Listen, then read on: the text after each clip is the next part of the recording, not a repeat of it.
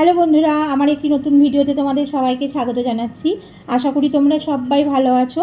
তো এখন বাজে সকাল 9:30 আর আমি এখন মেয়েকে নিয়ে চললাম কেন্দ্রীয় বিদ্যালয় স্কুলে। তো ওর ওখানে সিট পড়েছে, ওর বোর্ড এক্সাম চলছে আর ওই সেন্টারটা আমার বাড়ি থেকে অনেকটাই দূরে, তাই একটু তাড়াতাড়ি বেরিয়ে পড়লাম। তো 10টা বাজলে আবার ঢুকতে দেবে না, তা গেট বন্ধ হয়ে যাবে। আর আমি ওকে সারা রাস্তায় বোঝাতে বোঝাতে যাচ্ছিলাম যে ও যেন ভয় না পায়, কারণ ওর প্রিপারেশন খুবই ভালো ছিল। তো যাই হোক, একটু ভয় তো লাগবেই যতই প্রিপারেশন ঠিক থাকুক না কেন। তো ওকে দেখে আমার দিনটার কথাই মনে পড়ে যাচ্ছিল। আমি বাড়ি এসেছি অনেকক্ষণ আগে। তো এসে এক কাপ গরম গরম চা খেলাম বিস্কুট দিয়ে, কারণ প্রচণ্ড মাথা ধরেছিল আর এত রোদ বাইরে আর গরমটাও খুব পড়েছে। তো এসে দেখছি দাদা কতগুলো বাজার দিয়ে গেছে, এখানে দই দিয়েছে।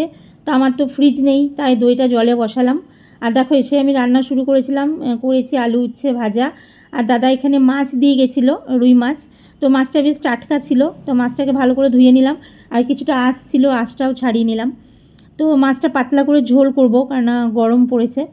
আর মেয়ের তো ছুটি হবে 1:30টার সময়। তা আজকে আর আমাকে ওকে আনতে যেতে হবে না, কারণ ও আমাকে বলেই দিয়েছিল প্রথমে যে মা আমি একটা বন্ধুর সাথে আসবো, কারণ ও টোটো যায় বাড়ি থেকে, তো ওর টোটোতেই আসবে।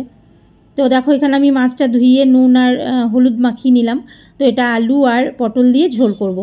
তো এখানে দাদা রসুনও এনেছিল, তো রসুন আর ধনেপাতা ছিল। তো মাছের সাথে যেহেতু ছিল এটা, তো ভাবলাম একটু ধুয়ে নিই। তো ধনেপাতাগুলো ডাঁটগুলো কেটে নিলাম, দিয়ে একটু পরিষ্কার করে ধুয়ে নিলাম। আর এদিকে চাপিয়েছি ভাত ফুটে গেছে। আর এখানে চাপিয়েছি একটু দুধ, কারণ কালকের একটু দুধ ছিল, তো এটা গরম করলাম। তো মাছটা ভাজলাম। আমি আর ব্রেকফাস্ট কিছু করলাম না, ওই চা আর বিস্কুট খেলাম, ওটাতেই আমার হয়ে যাবে, কারণ ভালো লাগছে না গরমে কিছু খেতে। তো দেখো এখানে মাছটা ভেজে নিচ্ছি। আর মাছটা খুব টাটকা ছিল, ভালোও ছিল, টেস্ট হয়েছিল, ঝোলটা ভীষণ একটু পাতলা পাতলা করে যেহেতু করেছিলাম।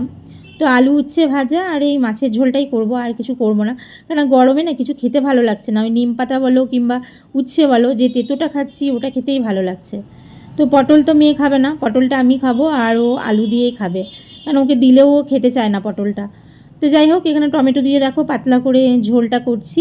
তো এই মাছের ঝোলটা হলেই আমার হয়ে যাবে রান্না। তো অল্প একটু জিরে গুঁড়ো হলুদ গুঁড়ো দিয়েছিলাম আর কাঁচা লঙ্কা দিয়ে অল্প নুন মিষ্টি দিয়ে আমি ঝোলটা করেছিলাম। তো ঝোলটা ফুটেও গেছে, মাছগুলো দিয়ে দিলাম, মাছগুলো আমি ভেজে রেখেছিলাম। তো ওটা আমি আর তোমাদের সাথে শেয়ার করিনি। তো দেখো মাছের ঝোলটা হয়ে গেছে, একটু ধনেপাতা দিয়ে ঝোলটা নামিয়ে নিলাম। তো যতটা ঝোল হয়েছে আমার দুবেলা হয়ে যাবে। তো মাছের ঝোলটা হয়ে গেছে, রান্নাটা হওয়ার পর আমি গ্যাসটা একটু মুছে নিলাম পরিষ্কার করে, কারণ রান্না হয়ে গেলে আমি রান্নাঘরটা সঙ্গে সঙ্গে পরিষ্কার করে নিই, কারণ সন্ধ্যেবেলায় যখন চা খেতে যাব গ্যাস নোংরা থাকলে আমার খুব ভালো লাগে না, বিরক্ত লাগে। তো দেখো টেবিলটা একটু নোংরা হয়েছিল, টেবিলটাকেও ফিনাইল দিয়ে একটু মুছে নিলাম। চলে এসেছে। কেমন হলো পরীক্ষা? হ্যাঁ ভালো হয়েছে। দেরি হলো কেন? তো দেরি হলো বেরোতে।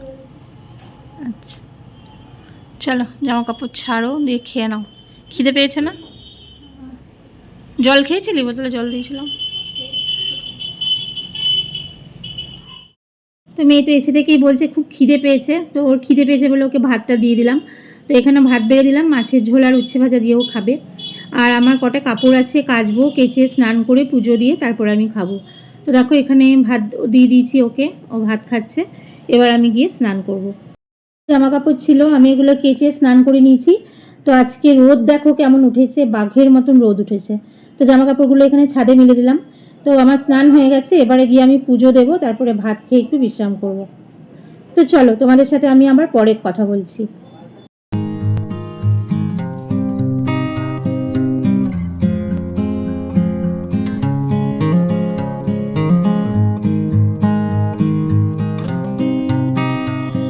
আমি আজকে একটা নতুন চশমা পরেছি, কারণ কদিন থেকে প্রচণ্ড মাথা ব্যথা করছিল। তো চোখ দেখিয়েছিলাম, তো পাওয়ারটা বেড়ে গেছিলো, দিয়ে চশমা বাড়াতে দিয়েছিলাম, দিয়ে সকাল দিকে নিয়ে এসেছি চশমাটা।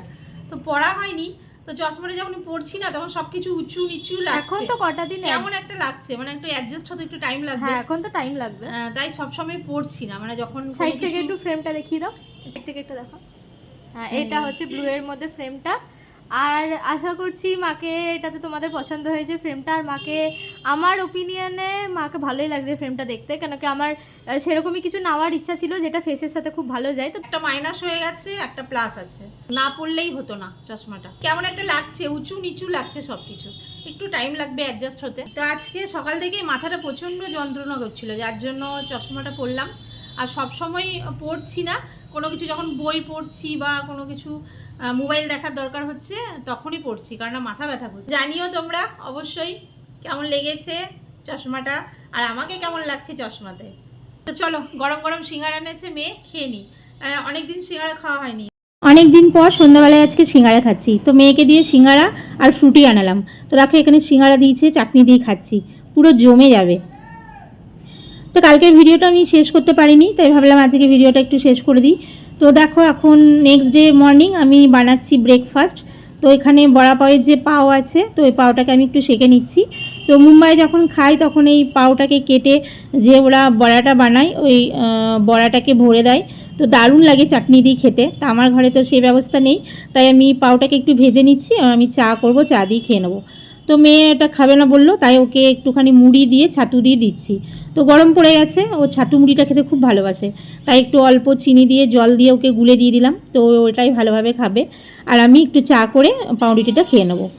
আর শেষ হয়ে গেছিলো, তো বাড়িতে একটা প্যাকেট ছিল, এই জারটার মধ্যে এখন ঢেলে দিচ্ছি লবণটা। তো চলো বন্ধুরা, আজকে ভিডিওটা আমি এখানেই শেষ করছি। তো আবার দেখা হচ্ছে তোমাদের সঙ্গে অন্য কোনো নতুন ভিডিওর সাথে। ততক্ষণের জন্য ভালো থেকো, সুস্থ থেকো, সাবধানে থেকো।